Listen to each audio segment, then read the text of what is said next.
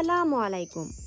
আমন্ত্রণ জানাচ্ছি শাওন স্টুডিওর আজকের আয়োজনে রয়েছে কিভাবে ইস্ট ছাড়া 15 মিনিটেই ডো তৈরি করে চুলার মধ্যে আপনারা খুব সহজেই পিৎজা বলোনিজ অর্থাৎ মিট সস পিৎজা তৈরি করতে পারবেন। চলুন তাহলে আর কথা না বাড়িয়ে আমরা আমাদের সম্পূর্ণ রেসিপিটি দেখে আসি।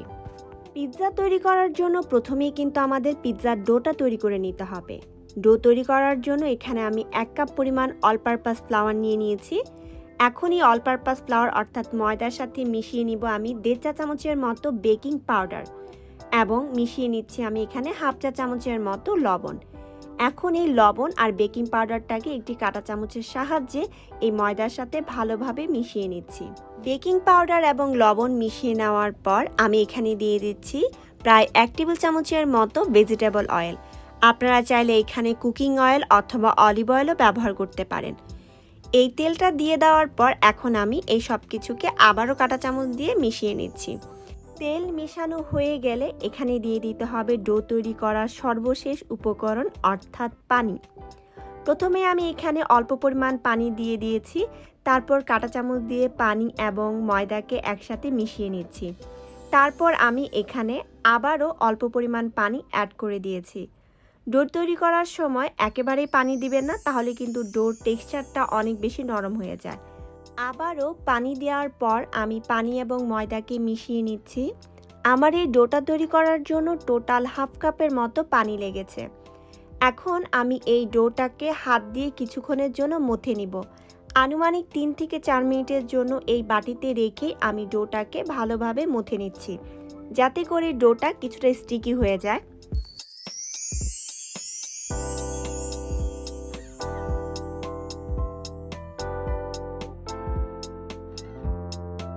প্রায় মিনিট 4 মতো মথে নেওয়ার পর এখন আমি এই ডোটাকে একটি ব্রেডবোর্ডের উপরে রেখে আরও ভালোভাবে মথে নিব। তার জন্য পিৎজার ডোটা ব্রেডবোর্ডের উপর রেখে হাতে কিছুটা ময়দা নিয়ে তারপর আমি 2 হাতের তালুর সাহায্যে খুব ভালোভাবে মথে নিচ্ছি। কিভাবে মথে নিয়েছি আশা করছি আপনারা ভিডিওটা দেখেই বুঝতে পারছেন। এভাবে করে আরও মিনিট 5 মতো এই ডোটাকে ভালোভাবে মথে নিতে হবে। এভাবে করে মথে নিলে পিৎজার ডোটা একদমই পারফেক্ট হয়। পিৎজার জন্য যেহেতু আমাদের স্টিকি ডো লাগবে, সেই জন্য এই ডোটাকে এভাবে ভালো করে প্রায় 8 থেকে 9 মিনিটের মতো মথে নিতে হবে। মথে নেওয়ার পর এখন এই পিৎজা ডোটাকে আমি আবারও বাটিতে রেখে ঢেকে রেখে দিচ্ছি প্রায় 15 মিনিটের জন্য। 15 মিনিট পর আবারও ডোটাকে আরও একটু আমি মথে নিচ্ছি। এখন আমাদের এই ডোটা একদমই রেডি হয়ে গিয়েছে পিৎজা তৈরি করার জন্য। দেখলেন তো কত সহজেই প্রায় 15 মিনিটের মতো ইস্ট ছাড়াই পিৎজা ডো তৈরি করা যায়। তো এখন চলে যাচ্ছি আমরা পিৎজা তৈরি করার জন্য। এই ডো থেকে আপনারা চাইলে আপনারা যদি পাতলা ক্রাস্টের পিৎজা খেতে পছন্দ করেন তাহলে 1 কাপ পরিমাণ ডো থেকে আপনারা 2টো পিৎজা বানাতে পারবেন। তবে আমি এখানে আজকে একটি পিৎজা বানিয়ে আপনাদেরকে দেখাবো। তার জন্য আমি একটি প্রায় 20 ইঞ্চের মতো এখানে আমি একটা পিৎজা প্যান নিয়ে নিয়েছি। প্যানটার গায়ে আমি তার আগে অয়েল ব্রাশ করে নিয়েছি। এখন আমি এই ডোটাকে পুরো পিৎজা প্যানের মধ্যে ভালোভাবে হাত দিয়ে ঘুরিয়ে ঘুরিয়ে একটি পিৎজা ক্রাস্ট তৈরি করে নিব। আশা করছি ভিডিওটি দেখে আপনারা বুঝতে পারছেন যে কিভাবে পিৎজা প্যানের মধ্যে আমি পিৎজা ক্রাস্টটি তৈরি করে নিয়েছি। আপনাদের কাছে যদি পিৎজা প্যান না থাকে সেক্ষেত্রে আপনারা বেলুন দিয়ে বেলে গোল করে রুটি তৈরি করেও কিন্তু এই পিৎজা ক্রাস্টটাকে তৈরি করতে পারবেন। এখন আমার পিৎজা প্যানের মধ্যে পিৎজা ক্রাস্টটা বসানো হয়ে গিয়েছে। এখন আমি কাঁটা চামচের সাহায্যে এই পিৎজা ক্রাস্টটাকে মাঝখান দিয়ে কয়েকটা ফুটো করে দিচ্ছি, যাতে করে এই পিৎজাটা মাঝখান দিয়ে যেন ফুলে না ওঠে। এখন আমাদের এই পিৎজাটাকে টপিং দেওয়ার সময় চলে এসেছে। প্রথমে আমি এখানে পিৎজা সস অর্থাৎ বলোনিজ সসটা নিয়ে নিয়েছি। এখানে আমি 1/4 কাপ অর্থাৎ 3 টেবিল চামচের মতো বলোনিজ সস নিয়ে নিয়েছি।